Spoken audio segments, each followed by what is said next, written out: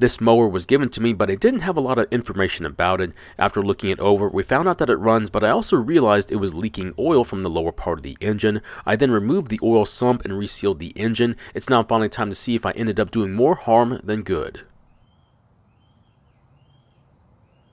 In today's video, we look at this Toro lawnmower, specifically the engine, and find out if sealing the sump with gasket maker is going to hold up or if I should have used a real gasket instead. Now, I'm going to try and repair this mower, however, it may not be the exact repair you need to make to yours. We'll explore other options later in the video. Now, we're only going to mention what these other options could be. We don't have enough time to look into them, but if you need more information on these options, you're welcome to ask as many questions as you need to. If you didn't see the last video, I'll quickly catch you up on what's going on. For some reason, if I find an engine that's leaking oil, it's typically a Kohler and it's always in the same spot. Now, after getting the engine off the deck, giving it a light cleaning and removing the oil sump, I really couldn't tell why it was leaking where it was, which I find really strange. Now, after cleaning the gasket surface, I would then choose to use a gasket maker instead of the preferred paper gasket. I then replaced the bolts, and instead of torquing them down to spec, I let the gasket maker set up for 24 hours, and then I would torque them down. Otherwise, the gasket maker would be squeezed out from the mating surface, and I might have an issue with the end play for the crankshaft. Now, it's been some time since I filmed this video, and I don't recall what the torque setting I used, but I don't think it was all that much. Either way, just be very careful when using a torque wrench, otherwise you could break one of the bolts. Now, the fuel line is extremely cracked and it's not going to last much longer, so it's probably a good idea if I replaced it. This end of the line is going to need some help, so I'm going to carefully cut the end of the line. Now, if you're uncertain about the line size you need, take the old one to the auto parts store and they should be able to help you find the right size. Aside from the possibility of an oil leak from this Kohler engine, there are other reasons why I don't like it.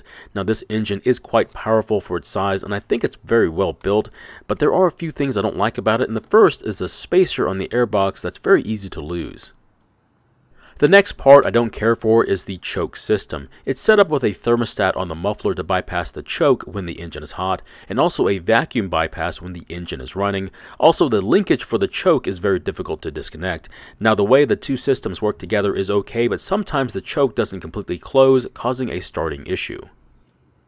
Maybe I'm doing this wrong, which could easily be the case because I've not read the service instructions, but for me to take off the carb, I have to completely remove almost every part. If you think there's a better way to remove this carb, I'd really appreciate it if you let me know. Now, I've never said I was a technician or a specialist, I'm just doing what I think I need to get the job done. As you can see, I had to remove the muffler to get to the nuts to remove the thermostat, and this gives me the clearance I need to disconnect the linkage to the choke on the carb. I think this could have been avoided if the linkage was designed a different way. I really don't have an idea on what it could look like, but it would have been helpful if it wasn't designed the way it was. Now, since this is an air-cooled engine, any dirt on the head or the cooling fins on the engine is going to reduce its cooling capacity, so I need to clean this dirt off before I continue. I'm not going to get it spotless, but I do want to get the majority of this dirt off this engine. I'm not sure how it got this bad, but I may need to keep an eye on this area to make sure it stays clean. So I'm not sure if this carb even needs to be serviced, but since I've got the engine on the table, it makes sense to take a look at it.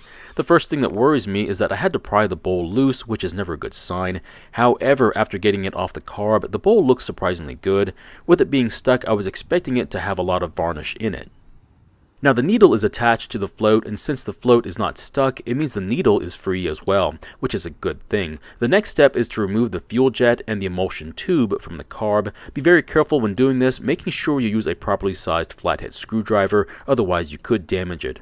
Once it's loose, you might have to give it a few taps to get it out. It looks like I got a 2-for-1 deal as both of them fell out, which is fine by me. Normally, I'd have to push on the top of the tube and the throat of the carb to get it freed up. Now, I'm going to deal with the tube later on because I want to examine the fuel jet first. As you can see, there's an opening in the middle. However, it's much too small because it's starting to close up due to a buildup of varnish. Now, to clear the blockage, I'm going to run this tiny wire through the opening for a while. I've had some comments saying I shouldn't do this because I could enlarge the opening, and my only response to that comment is, yes, there's a possibility. Now, after a minute with the wire, as you can see, it looks much better, but for a better comparison, here it is side by side before the cleaning. All I've done is cleared the buildup, and the opening is now where it should be, and I have not made it any bigger. Now, even though the openings in the emulsion tube look to be clear, I'm still going to run my wire through it just to make sure. After that, I'll put it back into the carb and use a screwdriver to make sure it's seated in its opening. I'll then reinstall the fuel jet and carefully screw it back into place. After that, I'll then replace the bowl and its nut.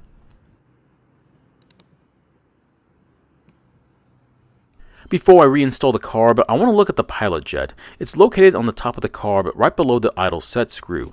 Now before taking off the screw, take note of how it looks, that way you can put it back the way you found it. To remove the jet, all you need to do is simply pry on the edge. Now once it's out, you'll see that it has a large opening on both sides. The part we're interested in though is at the bottom where the brass piece is. To check that it's clear, we need a wire that's smaller than the one we used before. I find that one of the wires from my brush is small enough to fit. Now that I know it's clear, I'm going to start to put everything back together so I can reinstall the carb back onto the engine. If you wanted to just replace the carb instead of servicing it, it would certainly save you a lot of time and possibly more than one headache. For your information, at the time of this video, you can buy an aftermarket carb for as low as $16. As you can imagine, putting the choke system back on is the tedious part of this whole repair. Just make sure you put the choke linkage back on just the way I did, otherwise you're going to run into an issue where the linkage won't stay connected. After that, we'll reinstall the muffler. Once the bolts are reinstalled for the choke system on top of the carb, check to make sure that the choke is closing all the way, otherwise the engine will be almost impossible to start when cold. Now you can adjust the bracket to help out a bit, but it's very limited, so hopefully you won't need to. Next, I'll replace the fuel lines and I'll be using the clamps that came with it. Now the fuel line I'm using is not an expensive one, but it should hold up for the next few years. Also, when installing the air filter base, don't forget to reconnect the small evap hose to the port on the back as well. Of course, we finally get to one of my other favorite parts on this engine, which is installing the spacer for the rear bolt on the airbox. They really should have either made the airbox with a longer standoff or had the bracket redesigned, but unfortunately, I'm sure it wasn't in the budget. Also, don't forget to reconnect the larger breather hose as well, otherwise unfiltered air will get into the engine and could cause some damage. Now, I really should replace the air filter, but not because it's completely dirty, but it's kind of in bad shape. However, for the time being, I'm going to reinstall the old one and use it until I know for sure there's nothing wrong with the engine or the mower. Now, to make the installation of the engine to the deck a bit smoother, I'm going to install the blade adapter now while it's on the table. I wish I had a better setup to install the engine while the mower was on the table as well, but since I don't, I'll have to do what I can to help out. For right now, all I can do is set the engine on the deck and tilt it back so I can install some of the bolts. For the sake of ergonomics, I really wish I didn't have to bend down to do this part. Now after getting some of the bolts loosely installed, I'll then put the mower on the table to make filming a bit easier. Of course, I didn't tighten down the bolts just yet because I need to install the guard for the belt, although I'm sure it'll still work without it. I do want to put it back on because that's the way it came from the factory. Now once on, I'll then put the blade back on after sharpening it, of course. If you don't want to sharpen your blade, I would consider replacing it instead. Having a sharp blade will make cutting the grass a lot less stressful. There's only a few more things we need to do before we start this mower and see if the gasket is going to hold up and if our carb cleaning was successful as well. To make the installation of the belt guard easier, have someone activate the self-propel. This will make the belt taut and make the guard easier to install on the deck. The hardest part about installing this cover is dealing with the bolts because they're under the deck.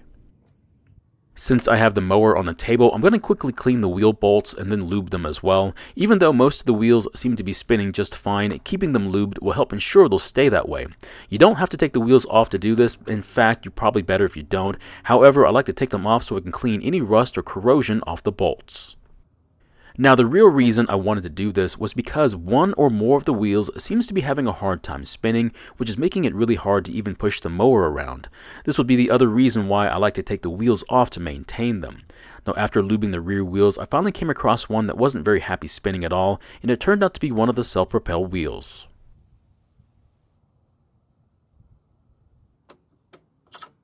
Now this wheel was spinning, however it's putting up quite a fight. Most often there's going to be some buildup of rust or even dirt that's keeping it from spinning like it should. After removing the wheel, cleaning off the rust and corrosion and applying some lube, it should spin much better. The other issue is that since it was one of the self-propel wheels that wasn't spinning, it was also putting a huge load on the engine. Fixing this issue will allow more power from the engine for the rest of the mower. While I'm here, I'm also going to lube the driveline as well, mainly as preventative maintenance. Now, most mowers will never see this kind of work done to it, but even if it's done sporadically, it will keep the driveline system working fairly well for the few years the mower is running.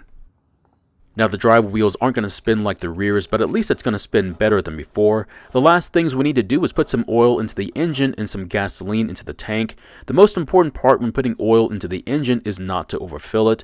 It might take more time, but if you put too much oil in, it could cause a lot of issues and even cause the engine to fail sooner than later. It looks like I didn't add enough oil, so I'm going to add a few more ounces and then check it again until it's near the full mark. If you're having a hard time getting the oil filled correctly, you might have to ask someone who's a bit more patient to help you out. This time the oil is right below the full mark, so I'll reinstall the dipstick. The fuel I'm using is 89 octane 100% gasoline, which of course means it contains no ethanol. Now, ethanol gasoline can be used in small engines, however, it requires extra attention, which most people are unwilling to give it. I do want to give it a few minutes and see if fuel will start to leak out of the carb before I try and start it. Luckily, I don't see any, which means we can try to start the engine and see if it runs.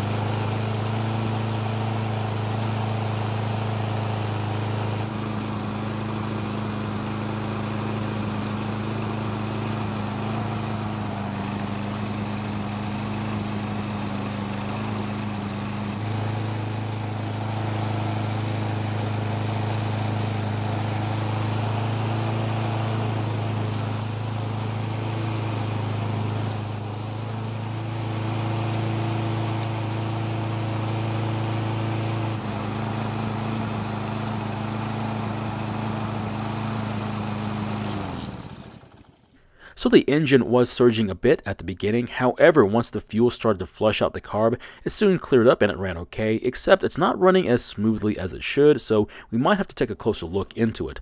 The self-propel also seems to be working, which is always a relief to know, and with that wheel freed up, it's also much easier to push around. So in the end, I don't see any oil leaking from the engine, and it seems to be working pretty well, so I'm going to call this a fairly successful repair, although I think we can get it to run a little bit better. Once I do get it running better and address a few small details, I think I'll be ready to move on to another project. Another option as to why the engine isn't running smoothly could be a carb issue that I wasn't able to completely fix when I was servicing it. The fix would be, of course, to get another carb, but to be honest, as long as the mower starts, runs, and cuts under its own power, getting it to run better might be a waste of time. So my question is, should I dig a little deeper into why this engine isn't running as smoothly as it should be, or would I just be wasting my time and just leave it the way it is?